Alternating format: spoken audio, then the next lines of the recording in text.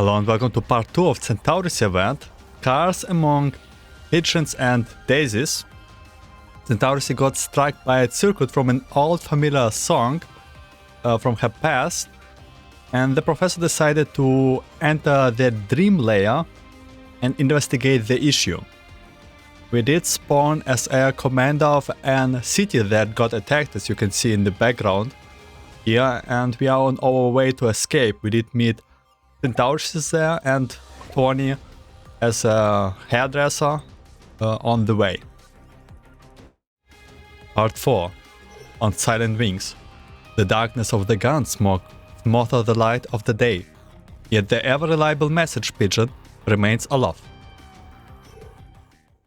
In the safe house outside the city. Well, time is getting short. I would best contact the defensive intelligence department as fast as possible. Tony takes Chris some distance away so as not to disturb us while I begin studying the cipher key that Lieutenant Iska gave me. The key used encrypted technology that was widespread several years ago, and the radio set it fills in is fairly old as well. So it's an IAC-13 encrypted radio set. If I'm not wrong, it's a military-grade piece of comms equipment that was popular in certain regions. And still, it's a background. The professor is actually the commander from the real world, so he should have known such stuff.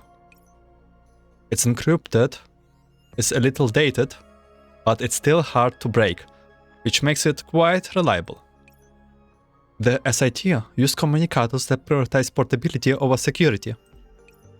Our communicator with the garrison troops requires more secrecy, and as such, we use encrypted radio that's from fixed safe house to speak to their defenders in order to prevent comms from being intercepted by the enemy. Please activate the encrypted key with your fingertips and then insert it into the radio set to activate it. Centauressie patiently gives me a suggestion on what I should do next after she discovers that I have been struggling with the key. So cute. So that's how you do it. You might be used to normal communicators, so please allow me to handle this. With Centauressie's help, the radio set is soon up and running. She doesn't seem to notice any abnormality on my part, and even enters her own 26 karat code when needed. If I had to figure it out by trial and error, the set would probably have locked up from multiple wrong entries. This is public search channel 8766. A lighthouse pointed the way home for lost exiles in times of war. Leave the information of the missing person and we will spread it over the channel for you. May you be reunited with your loved ones soon. Please, leave your message after that beep. Beep. The system's automatic broadcast plays, delivering a heartfelt blessing in cold, unfeeling tones. Beep. The letters and wine for the soldier must be packed separately, because the letter might not necessarily find their recipes, but the wine will. And that's the code. That's probably the code. Message received. Now transferring you to an assistant. The highlight of this communicator is the exact meeting time with the defenders and the next step of the operation, Commander. Got it. There's a burst of static, and then I hear a girl over the encrypted radio set. Her voice is youthful, but her tone is stern and professional. There's no way it is actually the sister of Centauressie. Order acknowledged by messenger Pigeon 36. She even used the same number as Centauressie. This voice is... The speaker's voice surprised Centauressie. She's not sure if it sounds so familiar because of a fault in her memory module, or if it's a figment of her imagination caused by thinking of that person. She wants to speak up and ask for confirmation, but the commander is interacting with the speaker now, and she has no right to interrupt. Sadly, we are not probably aware of the voice. More to the point, if the speaker really is vague, then rashly blurting out her real name will only increase the risk of being exposed. What should I do? As Centauressie frets and hesitates, bits and pieces of her past interactions with Wayne begin surfacing from her memories. Tracy, your skin scratched. Did the kids from next door throw rocks at you again? I will go yell at them. It's alright, Wayne. It doesn't hurt me. Huh? It doesn't hurt you? But how could it not hurt? You should not have to bear this hatred. You don't deserve it. Tracy. She calls Centauressie Racy? Centauressie Racy. Racy, thank you for your hand-on tuition. My friends managed to pass with flying colors, and we are throwing a party for you. I see. Then allow me to make the party preparations. Huh? There's no need for that. You are the guest of honor, so all you need to do is show up when the time comes. Some of the girls would not even have passed if it wasn't for your help. Hooray for pre-exam cram school. This is a contract with Universal Anything Service. Mother and father left me a sum of money, which I have to use to purchase long-term maintenance service for you. After your return, ownership will remain in my name, but you don't need to continue your work. You are free to pursue what you want to do. That's basically the letter that we received in Cloto's story event. I have enlisted and I'm going to go searching for mother and father. Do not follow me, Razy. Don't come to the battlefield. This is my last command to you as your master. I'm sorry that I was unable to say this to you face to face. I didn't dare. I'm sorry. Please, take care of yourself. I sense something strange going on with Centauressie, but time is precious and I have to focus on the task in front of me. This is probably Racy? This is the commander of the Special Intelligence Team. Greetings, Commander. This is Messenger Pigeon 36. I am glad to be able to make contact with you again. I believe Lieutenant Itzka has already met you, and you already know the status of the garrison troops. Yes. We just escaped capture by the enemy. Currently, we are approaching the enemy listening posts on the outskirts of the city, awaiting further instruction. We apologize for placing you in danger. Our forces outside the city were ambushed by the enemy, and it is difficult for us to dispatch reinforcements in a timely manner. The majority of our forces inside the wall are currently occupied with holding their positions.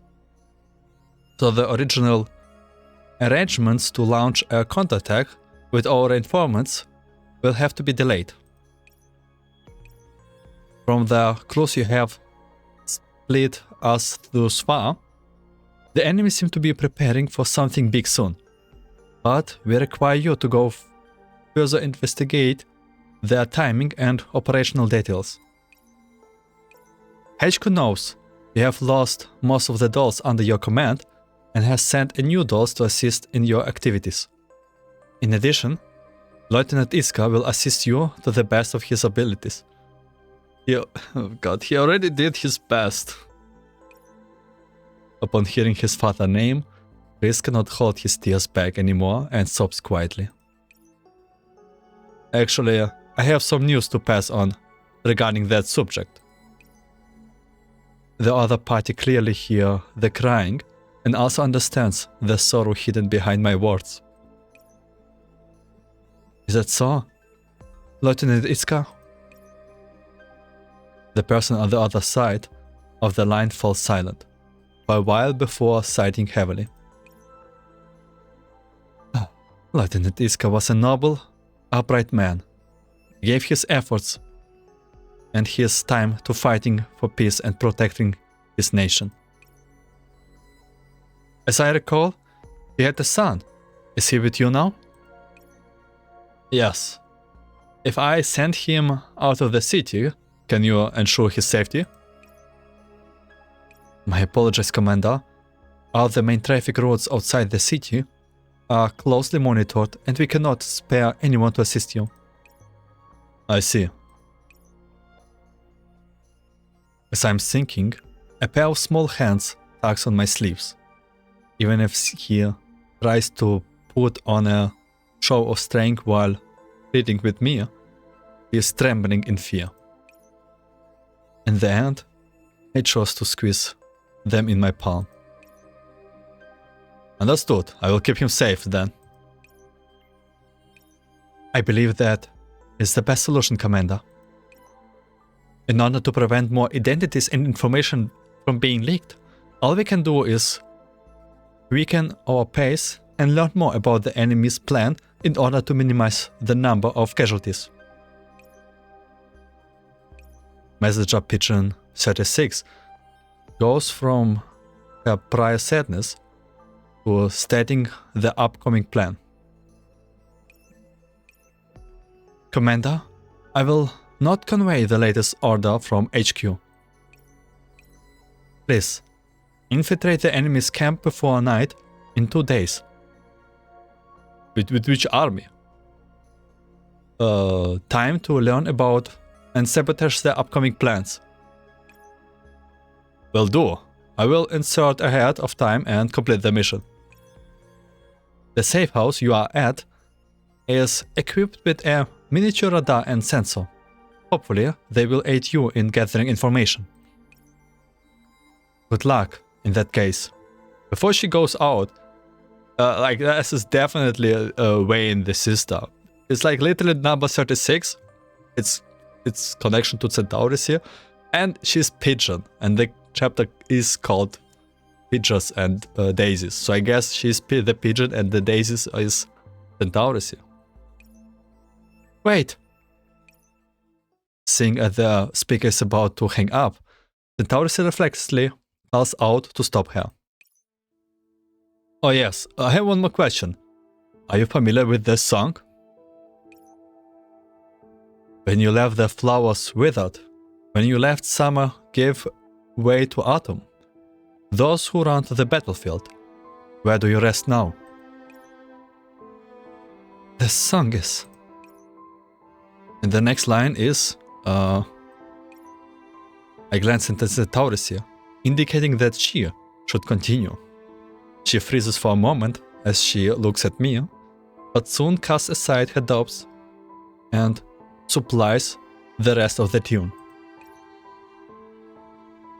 Whether the world is lush and green, whether the world is a stark pale white, whether it's night or day, I will be waiting here for your return.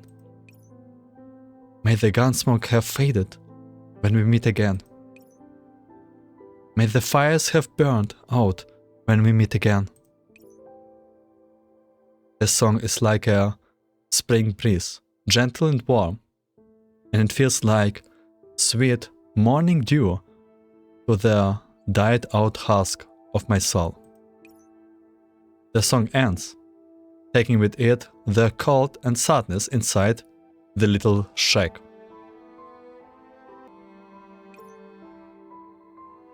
It is a lovely song, is it not? In the past, someone dear to me sang this song to me as well. I didn't expect you to have someone by your side who knew it, Commander. She liked to change the decepting tone of the end to a rising one instead, supposedly to rise the spirit of the listener. You sing it like she did. This person is... Centauressie score shudders like a drum, and a familiar name escapes her lips. A powerful burst of static interrupts the transmission. Although Centauressie tries her best to tune the radio set's frequency, the other side has already hung up. Her body wobbles. It seems her neural cloud is scrambled. I put a hand on her shoulder to try and comfort her. Thank you, Commander. I didn't expect her to notice that rise at the end. Could it be that she really is? Tony. Speaking of Tony, actually we ended the last part and I did expect actually Tony's backstory, but looks like it didn't really tell us anything about how he ended up in the city. She showed up right as we talked about her. Do such coincidences actually happen? Are you sure you're hearing right? I cannot be sure, but I feel like this is the closest I have gotten to her.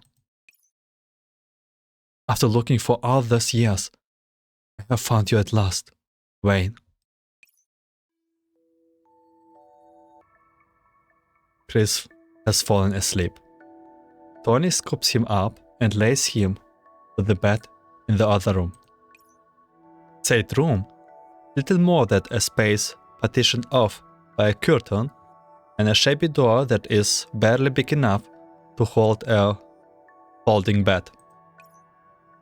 It might be too small for an adult, but it's just right for the 10-year-old Chris. Why? Why did he have a look like that on his face?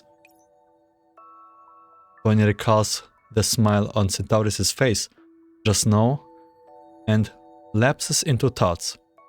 He saw an expression very much like that not long ago. Sir, let me bind your wounds. Be patient and wait for Chris. I'm sure he will bring a doctor back. Sorry for laughing you, Tony. I didn't actually send Chris off to find doctor. Instead, I had him to pick up the commander I was supposed to meet. What kind of a bad joke is that, sir? At this rate, your wounds. Itzka doesn't say a thing. He simply moves his hand to tightly peel open his uniform tunic, revealing the gore-stained vest below. Even though Tony doesn't have any medical knowledge, he knows the wound under the lieutenant's uniform are not the kind that can be treated. There are any more medical dolls in the city, and all the friends who helped us before have all been shot or blown to bits. Therefore, rather than waste more time on the dying dog like me, I would rather find the commander as fast as possible and make sure no more innocent lives get drawn into the conflict. Lieutenant Itzka tries to get up and look out the window, but his legs wobbled, and in the end, he slumps weakly against the wall. As he looks at himself reflected in the glass, he laughs bitterly. The fighting and its toll have made a mockery of his severely. Speaking of which, I haven't had you give me a shave for a while now. Are you still on the clock, Tony? Only VIPs get 24/7 service, but for you, I can make an exception. Lucky me then. Tony opens up his bags and takes out the implements of his trade, which he spent several hours packing. Then heads over to the wall where the lieutenant is and begins to work with practical skill. Kinda remind me on samurais who take care before the battle of themselves, so when they die, they will die like clean.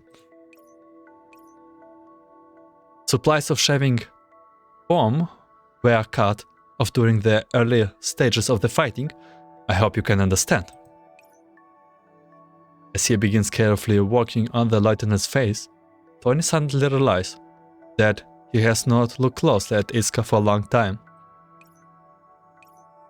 The kid who was whining about being a soldier and asking for a shave is long gone, replaced by a stalwart soldier who has been through all kinds of fighting to defend his nation. As the thought crosses his mind, the hand holding his razor trembled, and he accidentally nicks Itsuka's face. My apologies, sir. I hope I didn't hurt you. Don't worry about it. Actually, this is the first time I have seen you messed up like that. Got something on your mind?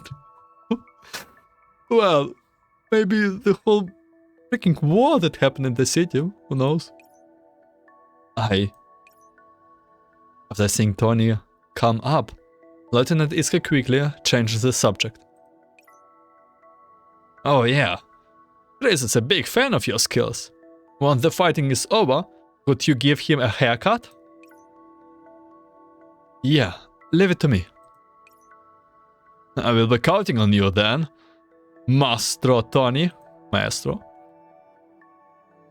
Lieutenant Iska, determined grin overlaps with Chris' innocent sleeping face until they blend into their reality before his eyes. Chris, I haven't had the chance to keep my promise to your father. But how do you see him now? Chris, asleep? Forget it. I won't disturb your rest anymore. Sweet dreams, kid. Tony gently pulls the blanket over Chris, then prepares himself to discuss his safety with the commander. What he does not know is that his muttering will receive a response soon enough. In the darkness, Chris opens his eyes and looks outside at the roaring blizzard. That is a hero. He's a hero who gave his life to protect me. Dad, are you feeling cold now? Chris thinks of how his father ruffled his hair one last time before saying farewell, and the tears slowly rolled down his cheek again. When nobody's looking, Chris quietly opens a window and sneaks out of the safe house in the night. Hatred, resentment, longing, all kinds of emotions blend in his heart and help him forget the cold as he runs towards the city that echoes with sporadic gunfire.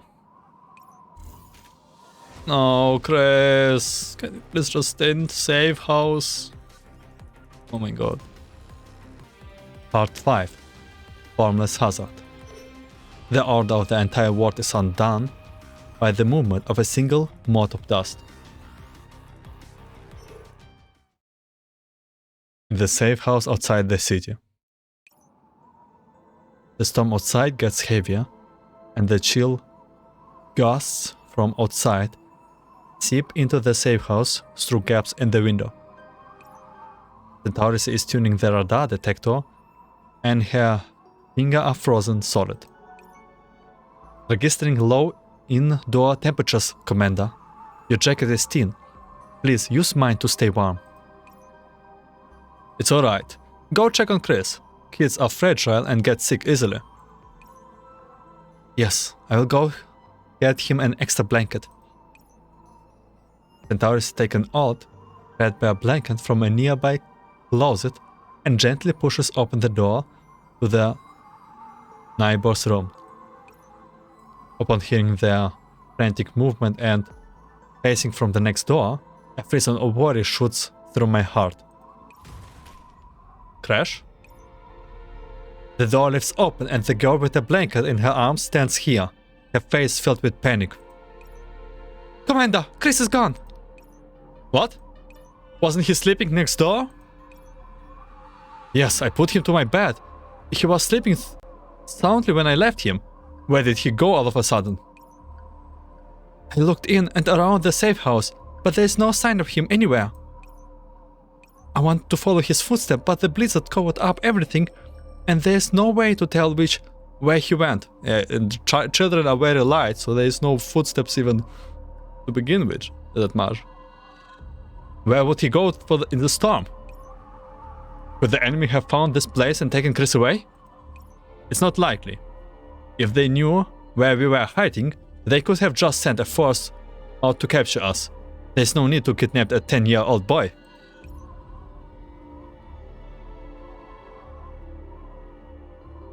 Centauressie recalls the hard look on Chris' face when he heard his father's names while they were talking to a messenger pigeon. She immediately thinks of the hair salon in the ruins. The city.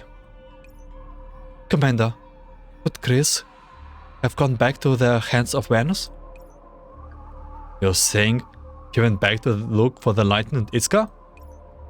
The lieutenant was his father, his only kind, the very last person in the world he would want to leave behind. I can understand how he might feel. Looks like we will be heading back to the city then. That's too much of a risk for you. Allow me to search the city for Chris on your behalf. Wait. We went to such lengths to escape the city, and now we are serving ourselves up to the enemy on the plate? The room goes silent. A moment later, Tony begins to speak.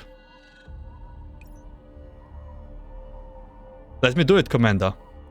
You and Centauressie should stay here and continue your infiltration. So you're saying you will be going back into the city by yourself? That's too risky. You are a civilian doll, you don't have any combat modules, and if you run into a capture squad in the city... Like you said, I'm a civilian doll. They won't be on guard against me. If I pretend to be a hairstylist, returning from abroad, and stick some hairdresser's tools in my suitcase, those soldiers should believe me. You know how the military treats dolls in wartime better than I do? Even if you are a civilian doll, there's no telling what they might do to you in the name of making full use of what's at hand. Tony is not daunted by Centauressie words. Then give me some of the ether from the first aid kit. I will use it to protect myself. This is an actual combat zone you are walking into. Are you ready to fight? Please let me try it out. Commander, Lieutenant Iskar was an old customer of mine, and before he died, he entrusted his son to me. Like, I don't know much about Tony, and I don't know, looks like Professor knows him, but I don't remember him seeing in any of the event. But from the combat, he is kinda like assassin type of doll. Please let me give it a try, Commander. Lieutenant Iska was an old customer of mine, and before he died, he entrusted his son to me. I couldn't keep my earlier promise to him, at the very least. I need to get this right. His eyes are sincere. I don't reply. Instead, I take out the communicator I'm carrying and place it in his palm. It is SID communication terminal, suitable for long-range, real-time transmission. It's not secure like military intelligence communicators, but it's portable and easy to use. You're giving me this to me? But then you... Centauressie has one more. This way you can keep in contact with the safe house. Please focus on keeping yourself safe and contact us immediately if there's any emergency. Yes, I understand. The blizzard halts briefly, and the light of dawn shines through it. Both the land and the sky are in white expanse. Tony leaves the safe house with his tool case in hand. This time, he does not take the hidden alleyways, but picks the main road where the capture squad are commonly sighted. That makes him easy to spot. If those madmen catch him, he will have a hard time escaping. What is your plan, Tony?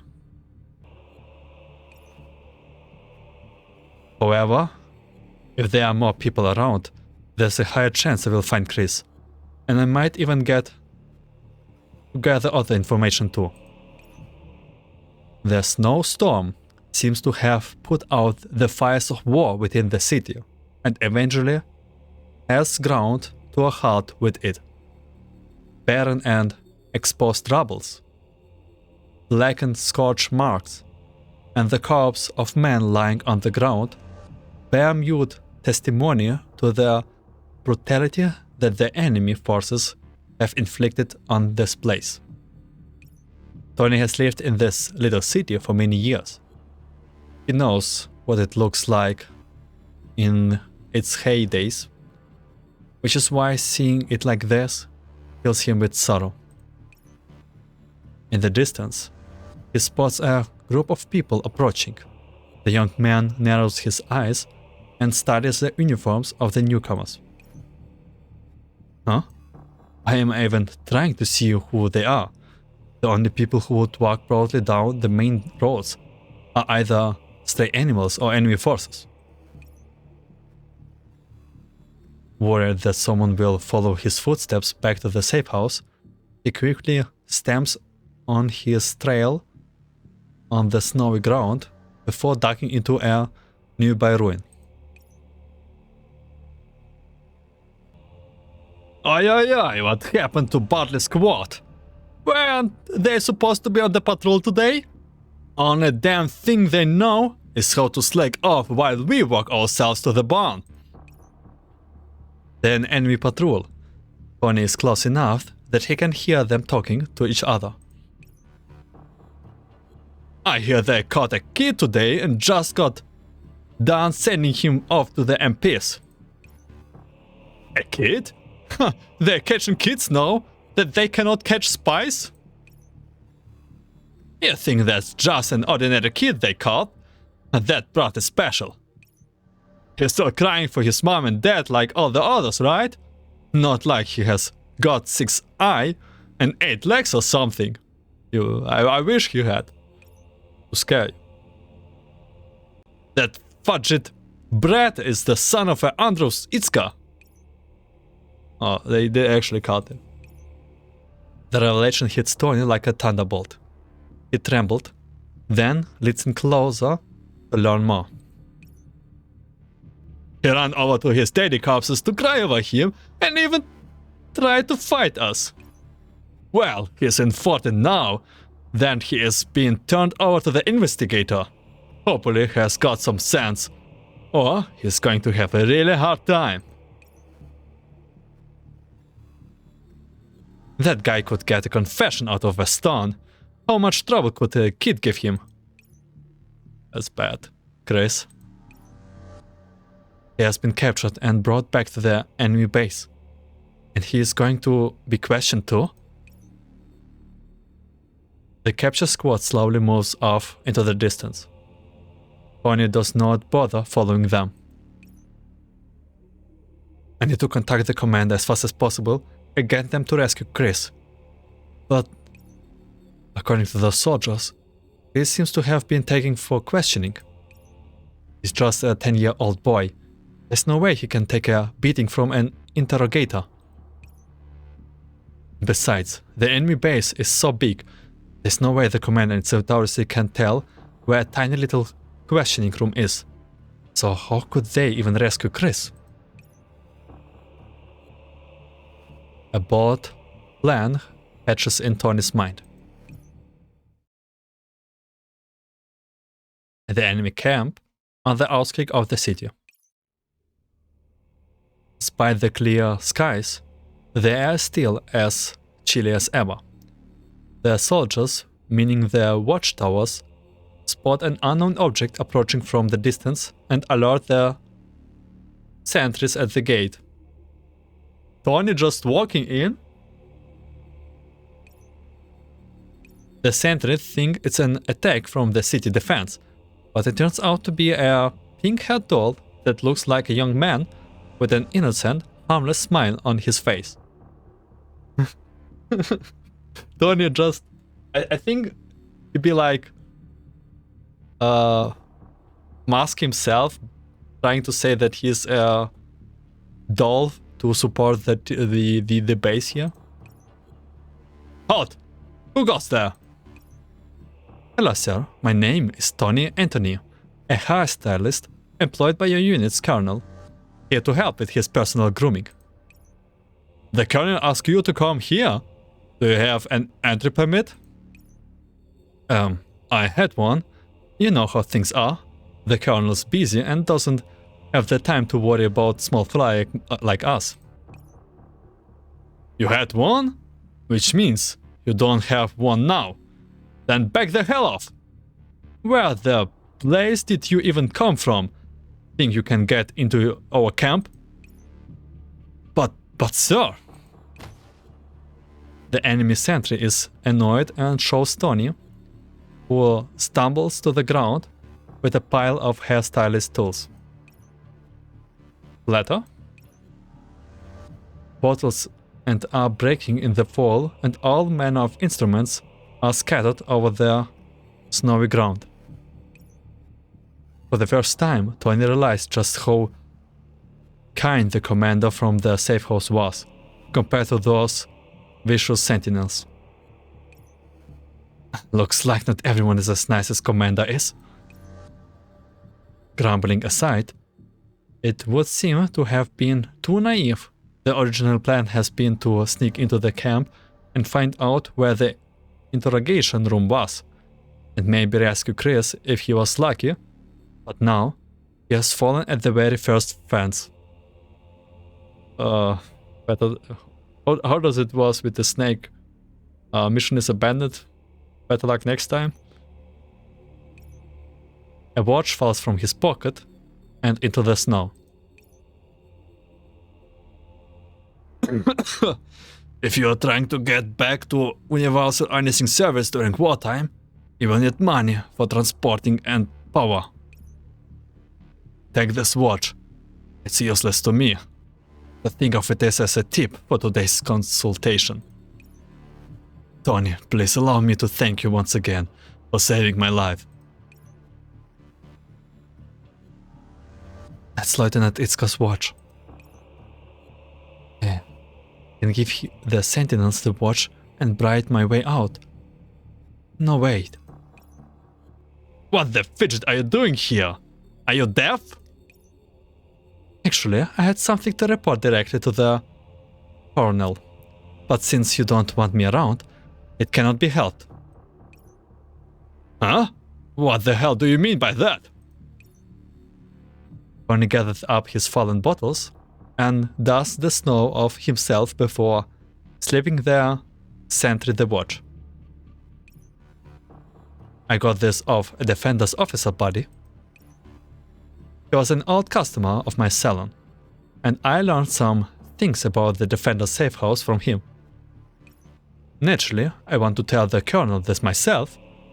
I would be worried about it going through someone else. Tony, you did make a little bit of a mistake. They will not let you away anymore with this kind of information. The sentry carefully studies the watch. Its carving and design are too complex for him to understand. But he recognized the inscription on the back, which states when its owner joined the army. After verifying that Tony is just an ordinary civilian doll, the soldiers think carefully about it for a long time before annoyedly tossing the watch to Tony. Fine, fine, fine. Get your ass inside. Thank you, sir. Tony smiles and tucks the watch into a pocket before entering the camps with case in hand. Infiltration mission going well. I bet, or better to say, I think that Centauressie and Commander will end up in the same base. So let's see how it progresses further. Part 6. One more under the breach. Mankind is skilled at managing risk, yet there are precious things worth taking risk for. Some time ago. The snow slowly melts under the sunlight, leaving the soldiers buried within the grass.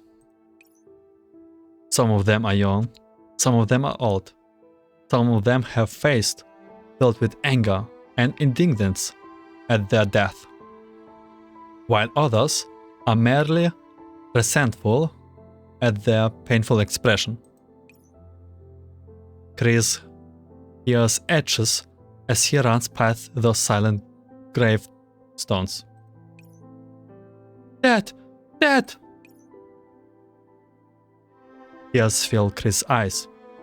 After circling around mounds of debris and evading pursuit, he finally finds himself in front of the hairdressers. Dad!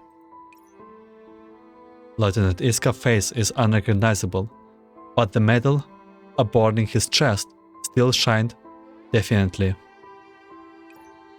Chris carefully removes the medal, then throws himself under the blackened half-torso, unable to hold back his sorrow. Oh my god. Oh, the image is... Suddenly, a pair of strong hands grab him. Got you at last, you damn brat!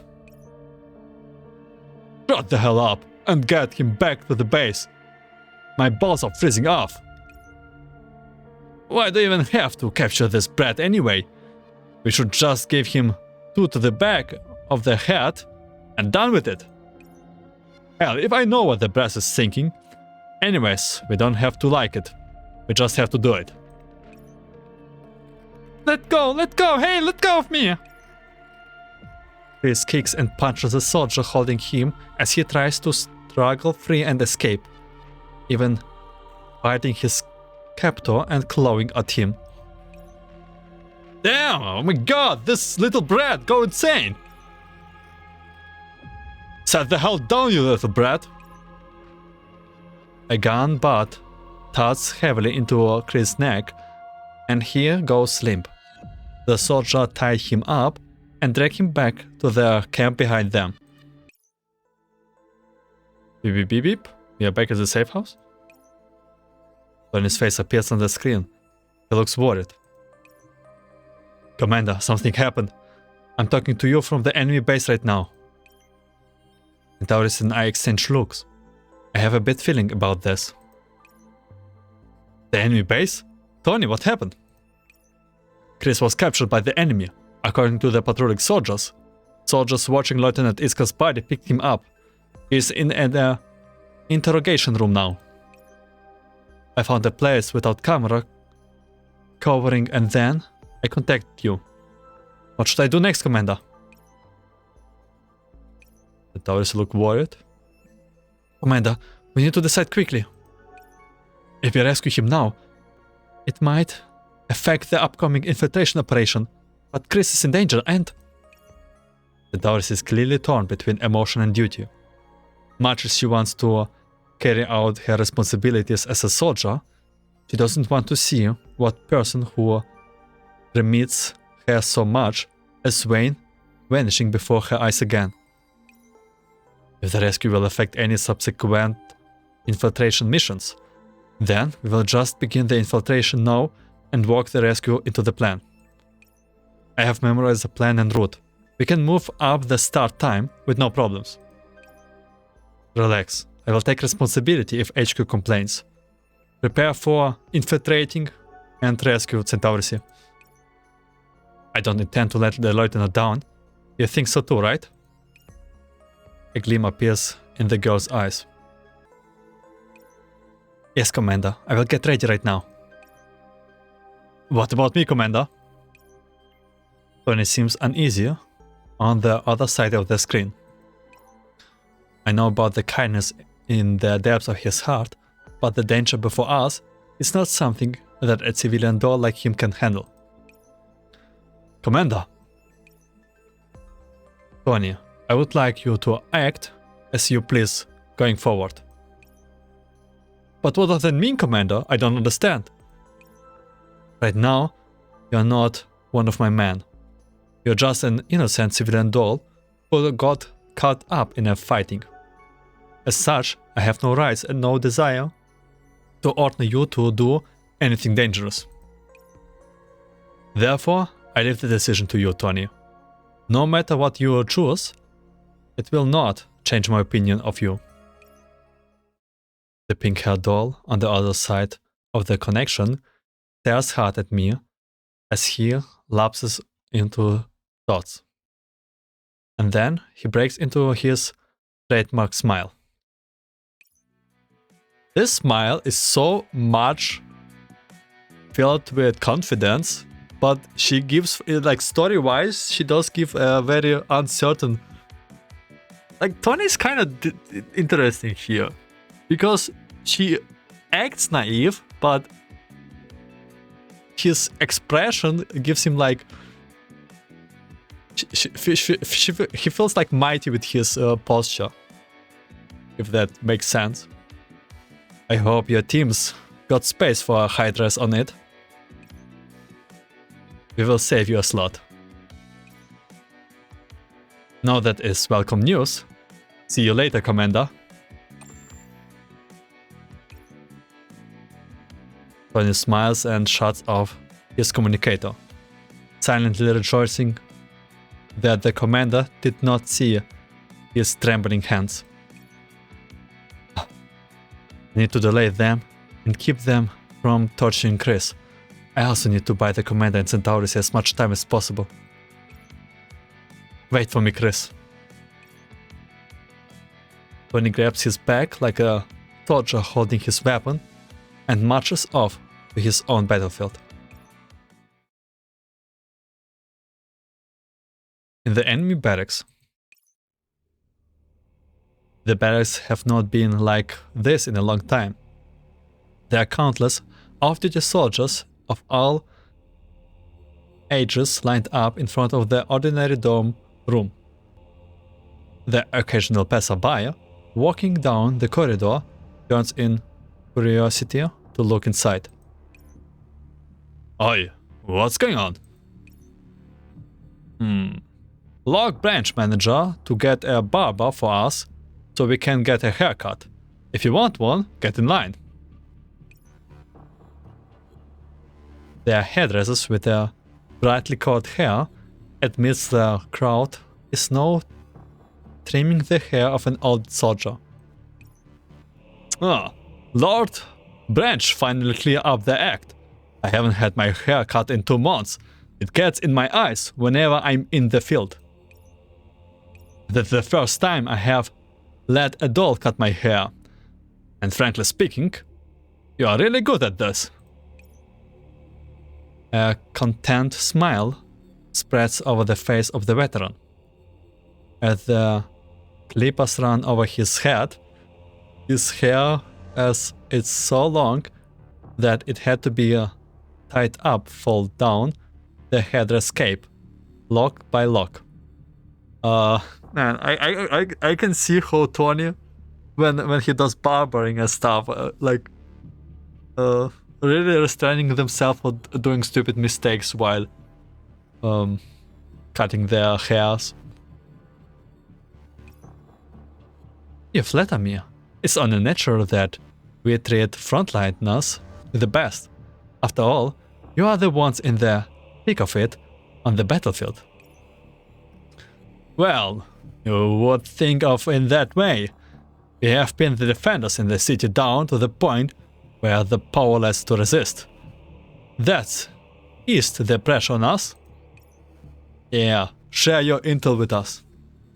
Our lives mainly patrols or chasing down fleeing dangers. Huh? I think I saw someone bringing a boy to the camp. Was he one of the defenders too? Yeah, right. His dad was a lieutenant on the other side. Dumb punk probably locked up in a questioning room until the interrogation can get to him. There. He is in there. One looks where the veteran is pointing. There is a shake radiating a menacing aura in the corner of the camp that sends shiver down Tony's spine. Seriously, that interrogator? An old pervert. He gets drunk and then tortures people in horrible ways. That doesn't sound... okay. So he hits the bottle hard then? You have no idea. He's a regular old bozo. He doesn't even put the bottle down during interrogations. You have no idea how many problems that causes. Worse still, he keeps eyeing our stuff.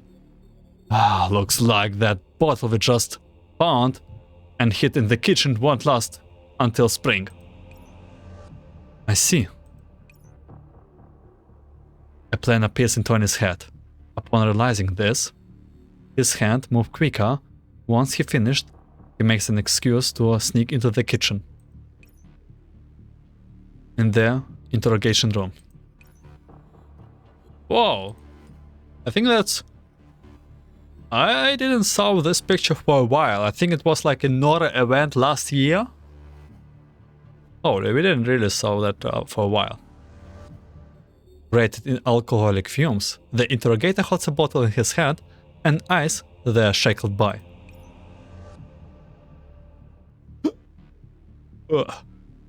Chris Iska, is that it? Your mother died 3 years ago from a severe illness. So I have been following your dad around, Lieutenant Andra Iska. Your father was a real pain in the ass. We lost like thousands of men to get rid of him. The dog took his fair share of people with him. But that's the way things go, right? Before he died, your dad apparently contacted Defender HQ. We are interested in knowing what he said. Chris says nothing, only grinning angrily at the interrogator. The man chuckles and takes a swig from his bottle. The last guy who eyeballed me like that got them goggled out and thrown into the snow. He smashed the bottle he's holding and reached for a fragment as Chris watches in horror.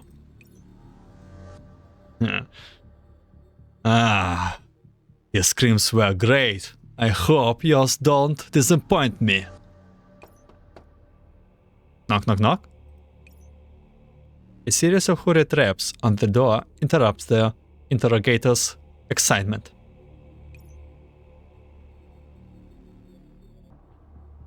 Who is that stupid bastard that's ruining my fun? An elegant male voice answered him. Greetings, sir. I'm the hairdresser sent by Log Branch. I was asked to attend to you today.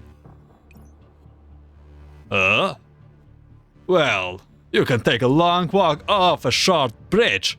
The further the better. The interrogator grins his teeth in frustration and turns around, preparing to tell the person outside a lesson. He's met by Tony, whose eyes are twinkling to match his ingratiating smile. He has a huge pile of haircutting tools outside and a bottle of champagne in his hand. I think you call it champagne. Oh, did I forget to mention that Log Branch sent me over with a bottle of champagne as a reward for all your hard work. Huh? Upon hearing the familiar voice, Kriegs jerks his head towards the door. Oh? Oh, they sent booze! The mention of alcohol causes the vicious look to fade from the man's face, and his initially suspicious gaze is now one of desire. Well, come in then! Who knows what the hell those people in Log Branch are up to? Admiral Jissing asked me to give the soldiers a haircut. As you know, the situation's been tense for the past few months, and everyone only just been able to catch their breath recently. Yeah, and there's a big operation coming up soon. Yeah, we haven't been able to rest properly those past few days. How is this team even managed to do anything? They're like literally the worst soldiers ever. Oh my god. The old drunk takes the bottle of champagne from Tony and soon becomes fascinated by it. While the man's attention is diverted, Tony winks to Chris and gestures to him to keep quiet. Not bad. They have got a good taste in drinks. Thank you, sir. Now then, could you help me out regarding the haircut thing? I have got a quota to meet myself. The interrogant is clearly unhappy, but in the end, he signals for Tony to enter anyway. Tony soon has his tools laid out on the table and invites the other man to sit down on the uncomfortable looking chair. Put Lego stone on the chair. Make it quick. I still have to question that punk after this. Of course, sir. Tony lightly massages the man's face, and after he relaxes, he takes a towel out of the box he is carrying. Allow me to wipe your face with this hot towel. You pro-door a difference after all. Back in my days, all we had was water and soap. The warm, damp cloth touches his darkened skin. The interrogator is only semi-conscious, but his long years of experience immediately allow him to sense the different smell coming out from the towel. Uh-oh. What the? Huh? Tony does not panic just because he has been found out. He simply holds down the man's arms with his own to keep him from struggling while pressing the cloth tightly to the man's nose and mouth. The man's legs thrash in the air. Then, a moment later, they got completely still. I didn't expect the ether from the safe house to be so useful. Their brief struggle just now was almost enough to overload his civilian neurocloud. After coming to his senses, Tony immediately moves up to Chris and flees him. Bro, Tony, what are you doing here? Tony pitches Chris' cheeks in annoyance and sighs. I was chasing after you, of course. Look, I know you are sad about the lieutenant, but you shouldn't. Tony can go on after looking at the guilty expression on Chris' face. Forget it. Not like it's going to help now anyway. I can't live the same way I came in within you around. All we can do is hope that the commander and Centauressie rescue us soon. Winter nights are always long. The cold rays of morning sun have only just pierced the cloud cover, but are hardened outside the high walls of the camp. Those spiked walls are over a dozen meters tall, and they are the first obstacle to infiltrating the camp. Thanks to the Centauressie grappling hook and optical camouflage, we managed to silently bypass it. Tony set a set of coordinates. He said he found Chris and the two of them are in the interrogation room. They are safe for now. Send them a message. Tell them to stay put and not alarm the enemy. We will head over and meet up with them. Yes, sir. Shh, someone is coming. Centauressie sent the enemy approaching, and double bags pushing me into a little storage nearby. Just as we finish hiding ourselves, several soldiers enter the warehouse and offload several cartloads of cargo and tools. They're moving something into the warehouse. Hurry up, don't drag your feet. Those shells are going to be slipped out soon. Relax, man, relax. It's not like we can move such a huge bag at once. Come off it. If you cannot do it, they will find someone who can. We would not even have to use a clumsy retrobell like you if it wasn't because we cannot drive the transport trucks into the armory. Oh, chill, man. I'm moving it, ain't I? Oh, where did they have to expedite this operation? It's such a pain. The soldiers' grumbling gets my attention. After they leave, I stick my head out and check on the nature of the weapons they are moving. Commander, what just happened? Why do you have that look on your face?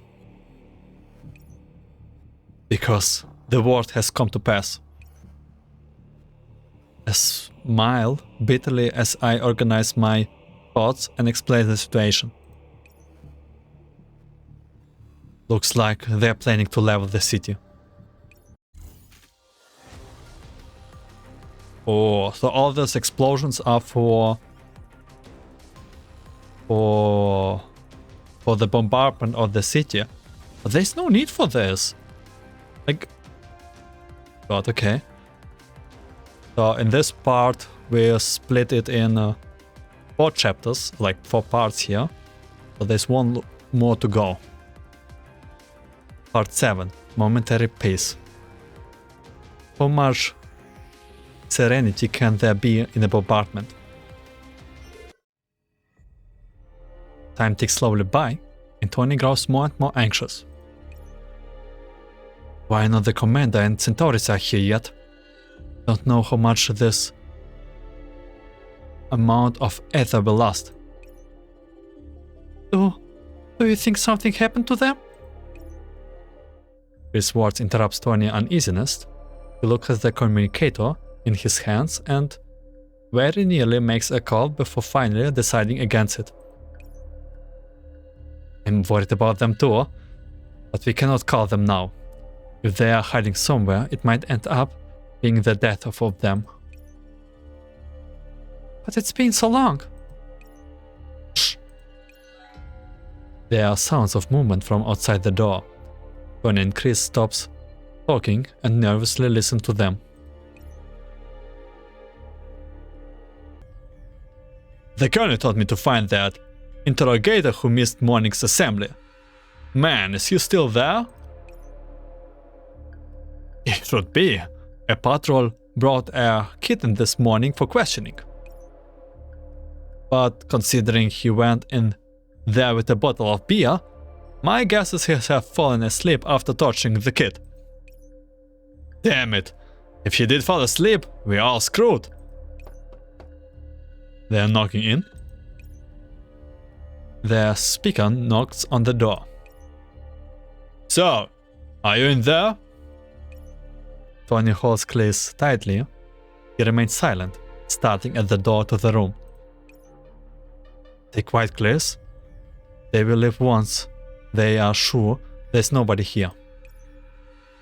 Okay. Sir, the colonel looking for you. Please come to his office with us. They break in, I think. The banging on the door grows louder and more frantic. Sir, if you don't head over now, the colonel's going to get mad. And there's no point, man. He's so drunk that there's no way he will hear us. And if he really doesn't want to go, he will just feign ignorance. It's not like you can do anything about it. Forget it, bro. Let's just go. Disgusting drunk. Trash? The person outside kicks the door in frustration before leaving, hard enough that the wallpaper beside the metal door is jarred loose. The man lying unconscious in the interrogation room is awoken by the sudden noise. His head is itching, his body is numb, and he can barely move his arms. Tony moves quickly and presses the cloth on the man's face against his nose and mouth. But the ether is almost completely gone, and it has little effect. As the man's head clears, he begins to struggle.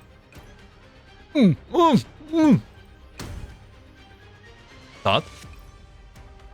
Their struggle knocks a chair and Tony's tool back over.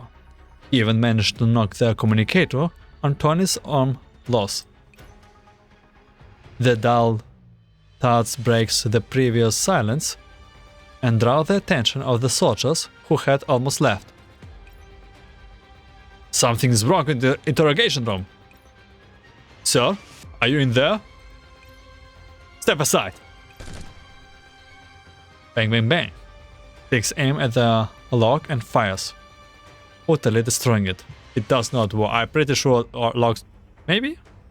Like with a shotgun, but not with an assault rifle, right? Crap. Chris, hide. Big bro Tony.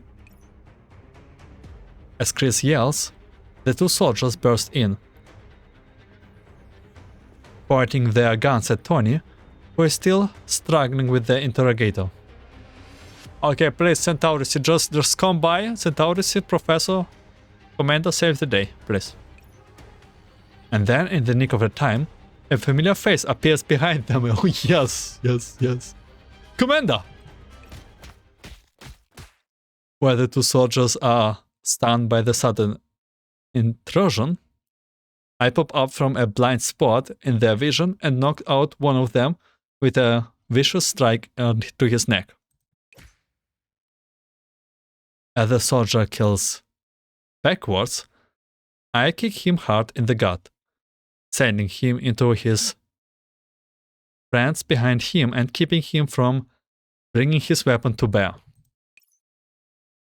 The other man is stunned briefly at the back of his head bounces off the ground. I punch him hard to the bridge of the nose 3 times, ensuring he won't be walking up anytime soon. My god, we are really brutal. Seeing as Tony is still engaged in his own struggle, I grab the bottle of champagne on the table and bring it down on the interrogator's head, sending him to dreamland. Commander, that was a pretty expensive bottle of champagne. Still, thanks for the help, Commander. Can you move? I reach out to help Tony up just as Centauressie arrives. Commander, I have investigated as you asked. Those soldiers. Did you deal with them, Commander?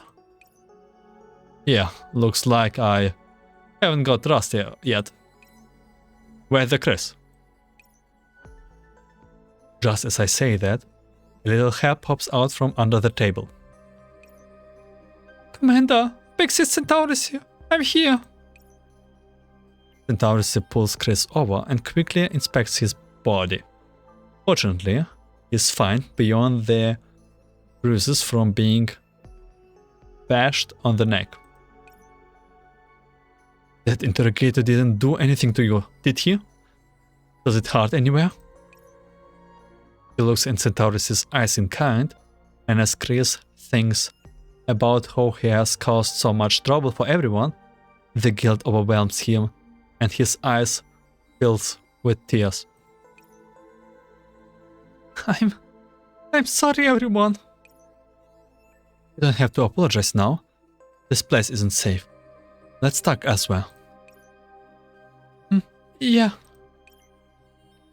Beside him, Tony quickly picks up his hairdresser implements. Centauressie, help me to pick the stuff up. They're more precious than my life. I can't let them to be lost here. Understood. The blonde girl nods and gets busy too. As she puts them back in their place, she notices the papers and pens on the table out of the corner of their eyes.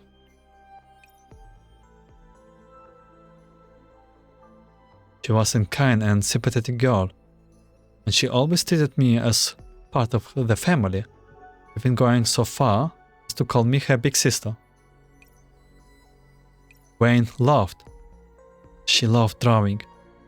She would drag me to art exhibitions from a young age, where she would enjoy works from various artists. I like drawing too. Sounds like you and Wayne would become friends if you meet. Commander, I would like to take the things with me, if this is possible. After much running and hiding, we finally make it back to the safe house outside the city. Oh, okay, I think that's whole chapter is chasing after Chris. So it kinda fits in. However, what puzzles me, we spotted the enemies pursuing us several times along the way, but the strange thing is that nobody intercepted us. Even the safe house miniature radar didn't pick up anything fishy. Commander, something's not right. Our escape went too well. Oh, really? Yeah, I think so too. There's no way they didn't notice what happened in the interrogation room after so long. Centauressie indicates the radar image. There's no change in the enemy numbers of their patrol routes. Not only that, they didn't send any messages to their friends in the city either. If they didn't do anything, then their enemy's up to something. We can relax while the situation is still unclear. Don't worry, Commander. I will keep my eyes on the safe house surroundings. If this location is exposed, we can relocate up to the mountains as fast as possible. Yeah, we should focus on the more important things instead. Oh yes, about Chris' injuries.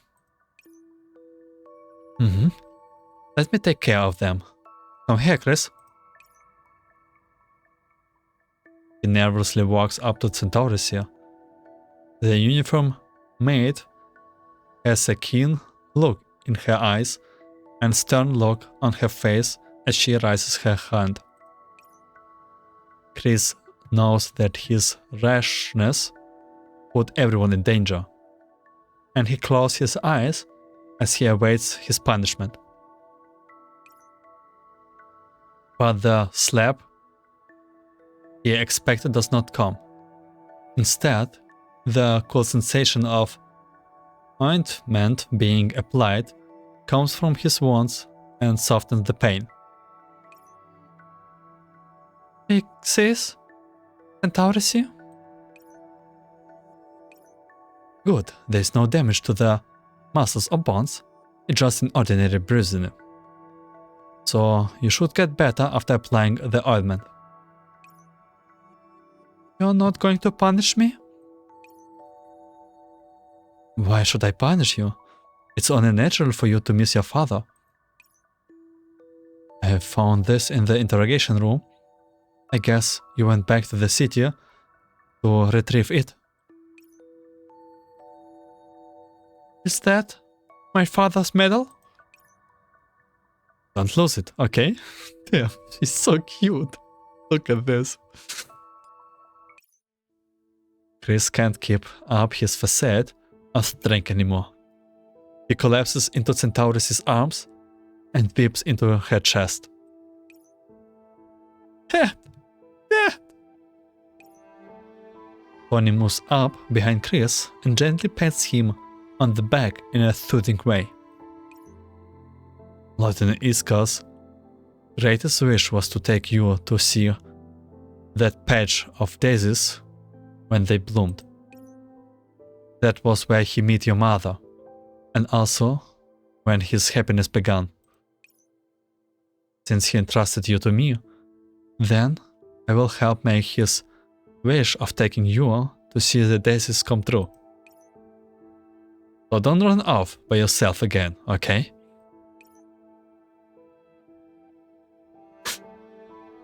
Okay. Chris, I have something for you.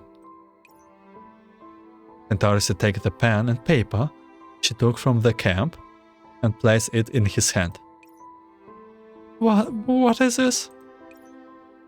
You told me you liked driving earlier, so I got this for you before we left the enemy camp.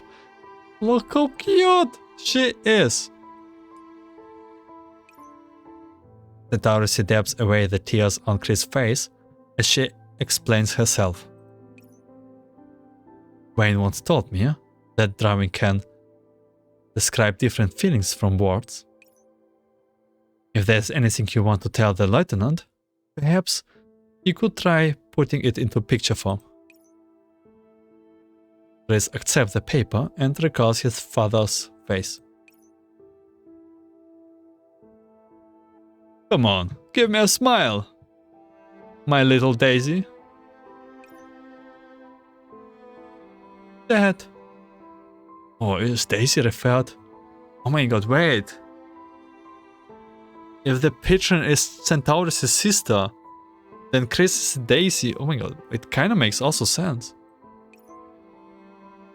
He wipes his tears away and reverts to the 10-year-old boy he used to be. Pixies Centauressie, I want to show everyone the most beautiful things in my heart. I'm looking forward to it, Chris. Oh, what a beautiful ending.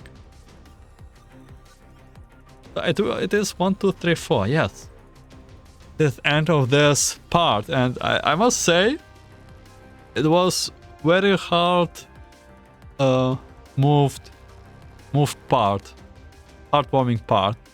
Escape. There was no need to escape, but yeah. So it is mostly about the Chris, and we ended here. So next part will be part 3 with Desperate Ground, Frost and Wings, Lonesome Lament, and Daybreak Opportunity. We will see what plays in there. As for this part, it's going to the end. Thank you for watching and listening. I wish you a good day, night, afternoon, and see you in part 3.